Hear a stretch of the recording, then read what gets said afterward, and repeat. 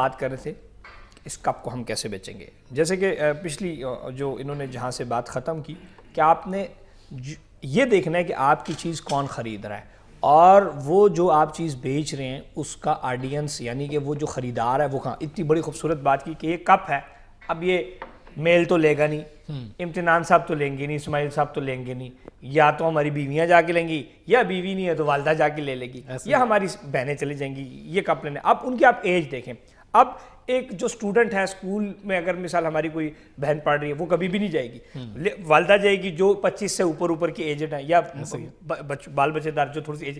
اب اس کو ٹارگٹ کرنے کے لیے بڑی زبردست بات کی, سب سے پہلا فیس بک ہے, پھر اس کے بعد انسٹاگرام ہے. اب یہی کپ آپ ٹویٹر کے اوپر جیسے ان کا ہے وہاں تو پولیٹیشین بیٹھے ہوئے انہیں تھوڑا کپ لے کے کرنا ہے. سو جب تک آپ رائٹ لوگوں کو مارکیٹ میں ٹارگٹ نہیں کریں گے آپ کو فائدہ نہیں ہوگا. لوگوں نے کمپنیاں بنائی ہوئی ہیں, ہزاروں لاکھوں روپے تنخواہ دے رہے ہیں ڈیجیٹل مارکیٹنگ کو, پھر کہہ رہے ہیں یار رسپانس نہیں آ رہا, چیز نہیں آ رہا. سو یہ وہی جو پوائنٹ ہے جو آپ نے بتایا کہ وہ ان کو پتہ ہی نہیں کہ ہماری چیز کون خرید رہا ہے. اب میک بک ہے, یہ میک بک آپ 12ویں کلاس کا لڑکا کبھی نہیں لے گا, بالکل یہ 10ویں کلاس کا نہیں لے گا. اب یہ وہ لے گا جس کی اچھی سیلری ہے, جو اچھا کام کر رہا ہے, وہ بزنس مین لے گا, وہ آپ کا سی او ٹائپ لوگ جو تھوڑا سا یا اچھے پروگرامر سافٹ ویئر انجینئرز وغیرہ لیں گے.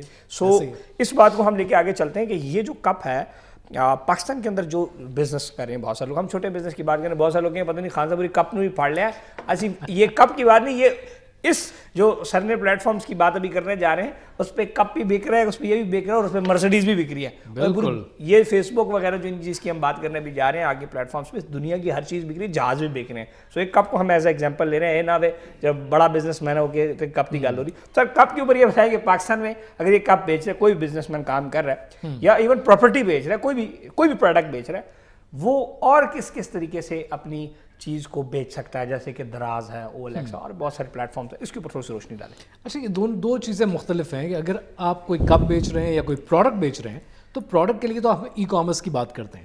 اگر ہم پراپرٹی کی بات کر رہے ہیں, ریئل اسٹیٹ کی بات کر رہے ہیں, تو وہ B2B انوائرمنٹ ہے, وہاں پر بزنس تو بزنس ہوگا, سلسلہ ڈفرینٹ ہوگا کیونکہ پروڈکٹ کی پرائس زیادہ ہے اور وہ ڈیسیجن اتنی جلدی نہیں ہوتا. یعنی یوں سمجھ لیجئے کہ پاکستان میں یہ اگین میں چونکہ ایک ریسرچ فرم بھی چلاتا ہوں اور یہ ہمارے انٹرنل ریسرچ کا نتیجہ ہے کہ پاکستان میں اگر کوئی چیز آپ نے ای کامرس میں آن لائن بیچنی ہے تو یہ ضرور ذہن میں رکھیں کہ آن لائن 2400 سے لے کے 2500 تک کی حد ماریں, بہت اچھی چیز ہے تو 3000 روپے.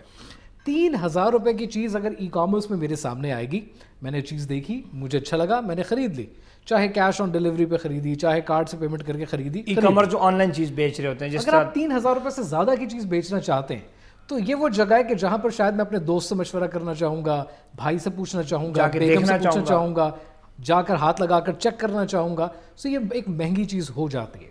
جتنا ای کامرس ہے یہ نارملی 3000 سے کم کی پرائس پہ سارا ای کامرس ہو ہی جاتا ہے. اب ای کامرس کے لیے آپ کے پاس بہت سارے سوشل میڈیا پلیٹ فارمز ہیں, آپ کے پاس اپنی ویب سائٹ ہے, آپ کے پاس بہت سارے پلیٹ فارمز جس میں گوگل بھی شامل ہے, گوگل پہ ایڈورٹائز کر کے بھی آپ کر سکتے ہیں, یوٹیوب پہ ایڈورٹائز کر کے بھی کر سکتے ہیں. تو پلیٹ فارمز تو بہت سارے ہیں. جب ہم بات کرتے ہیں B2B انوائرمنٹ کی یا ہائر پرائس پوائنٹ کی یا ریئل اسٹیٹ کی, اب وہاں پر سلسلہ یہ ہے کہ کبھی ایسا نہیں ہوگا کہ میرے سامنے ایک پلاٹ آیا, میں نے کارٹ میں ایڈ کیا اور کارڈ سے 2 کروڑ کی پیمنٹ کر دی. یہ ایسا نہیں ہوگا. میں اپنے یہ فارم بھروں گا کسی بھی ویب سائٹ پہ, وہ مجھ سے رابطہ کریں گے, 1 ملاقات ہوگی, 2 ملاقاتیں ہوں گی, ملاقاتوں کا سلسلہ چلے گا اور پھر کہیں جا کے یہ فیصلہ ہو پائے گا.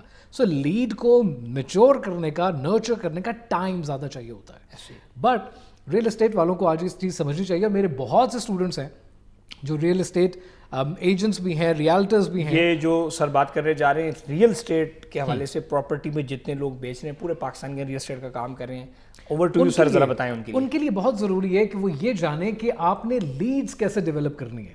اگر آپ کے پاس لیڈز آ رہی ہیں اور دن کی 100-200 لیڈز آ رہی ہیں اور آپ ان لوگوں سے رابطہ کر رہے ہیں اور رابطہ کر کے ان کو پیغام پہنچا رہے ہیں, اسٹیج 1 پہ لا رہے ہیں, پھر اسٹیج 2 پہ لا رہے ہیں جہاں پہ انفارمیشن شیئر کر رہے ہیں, پھر اسٹیج 3 پہ ان کا انٹرسٹ پیدا ہوتا ہے, پھر اسٹیج 4 پہ وہ لوگوں سے مشورہ کرتے ہیں, اسٹیج 5 پہ جا کے کلوز کرتے ہیں.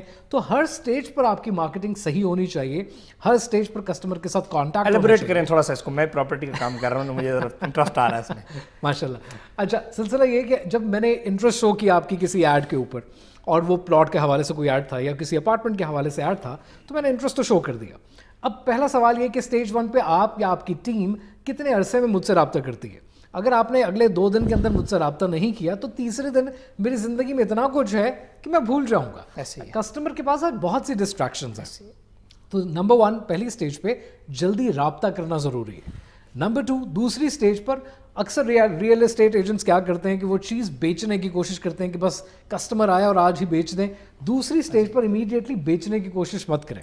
وہ بھی انفارمیشن حاصل کرنا چاہتا ہے. ہمارے ہاں بدقسمتی سے ہمارے ایک المیہ یہ ہے ہماری قوم میں, ہمارے لوگوں میں, کہ ہم کوشش کرتے ہیں کہ کسٹمر بس فوراً سے پیسے دے کے چلا جائے, اس کو ہم ایجوکیٹ نہ کریں.